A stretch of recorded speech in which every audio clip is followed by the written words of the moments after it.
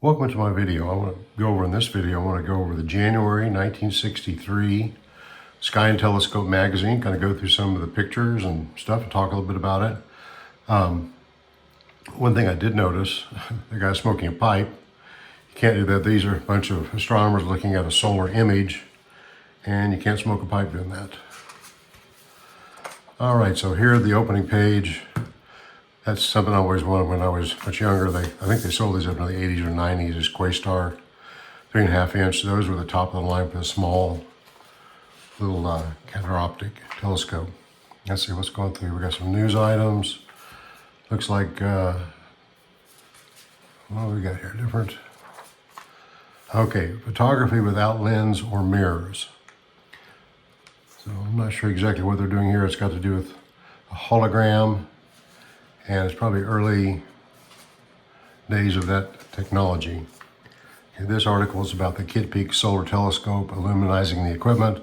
It's all the equipment they use to make the mirrors. And then this is on molecular spectra. So this is a high dispersion spectrograph of an M-type giant star, Beta Pegasi. Okay, so this shows all the different wavelengths and the absorptions, and this is probably reference spectra here, and then this is the actual spectrum of a star.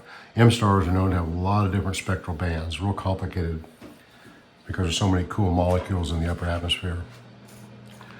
And here this talks a little bit more about the different spectra of the different types of stars.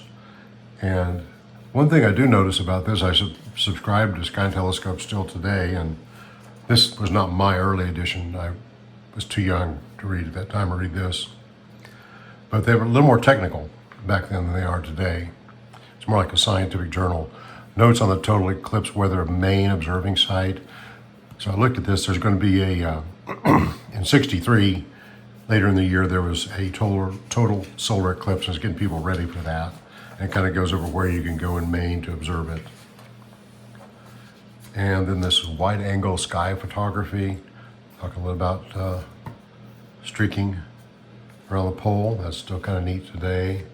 A solar movie, and I've taken a lot of solar images and posted them, and mine are, well, this is probably age alpha, I'm not sure, but definitely the technology today is really superior compared to what it was back then.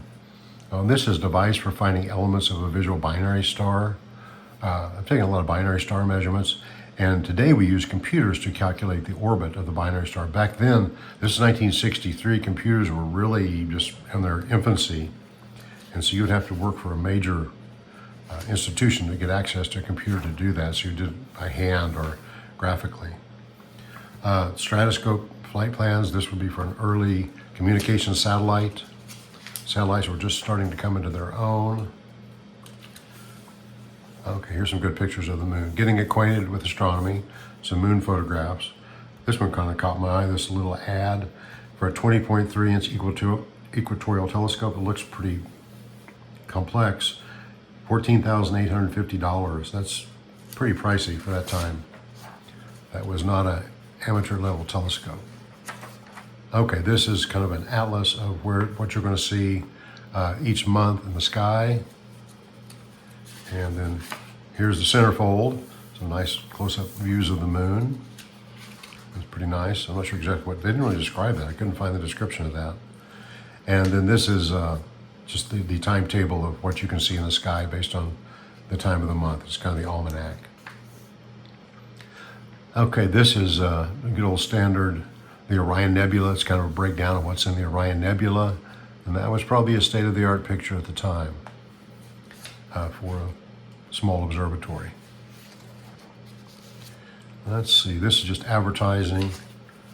Oh, Edmund Scientific. I used to order a bunch of stuff from Edmund when I was younger. Some more telescopes, moon drawing, a lot of crating. People used to do a lot of these moon type drawings, real detailed images or pictures of moon craters. Another telescope, and notice that lady how she dressed and stuff. Definitely 1963, and U.S. surplus. You'll be able to get a lot of surplus stuff left over from World War II, the Korean War. Oh, here's the Norton Sky Atlas. I've actually got two of those today. That's a real good atlas to have for anybody that's an amateur astronomer. I think it's still produced today. Just some more telescopes, a little planetarium. This is for people in the business. Planetarium, ad. Okay, here's the Unitron. This was kind of that was the big name in kind of high-end amateur astronomer. Telescope 2.4 inch, so that's a real small telescope, but you can see it's got a complex drive system, equatorial, multiple eyepieces. So it was the top end of the telescopes back then as far as amateur. Okay, here's video, the big screen. This guy's got a 10-inch Cassegrain. Just looking at this picture, I realized I took that picture a few weeks ago and posted it in one of my YouTube videos on the moon. That's Archimedes right there. So, and the Apennine Mountains. So I think I posted virtually the same image a few weeks ago. This is a circuit you could build. Now that's with tubes. So these are old tube type circuits. Those are definitely antiques now. A picture of Jupiter, video, pretty crude by today's standards. We could do a lot better, of course, but technology's advanced a lot. It's amazing what you can do now. On this A. Jaggers, they sold a lot of equipment. I'm not sure what they became or what happened to them. Celestial calendar, what to observe, the paths of the different planets, Neptune. And then here's your they still have these today, except they're in color. It shows where the planets are any given time, morning or evening. And then this is the, your atlas. This is probably for the northern sky. Let's see, yeah. And then usually I one for the southern sky, and then this would be the southern stars. Oh, then I used to have one of those.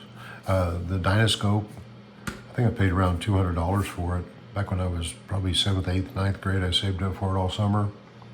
Ordered it back then. It took 6 months to get something. I didn't get it till Christmas. But it was a cool telescope. It was a great little telescope. Good way to get started into astronomy. It was neat seeing that. I don't know if this Criterion is still in business or not. I doubt it. All right, well, I hope you enjoyed this little tour down this old memory lane here, this old telescope magazine. I thought it was pretty cool. Give me some comments. Let me know what you think of this. Thank you for watching.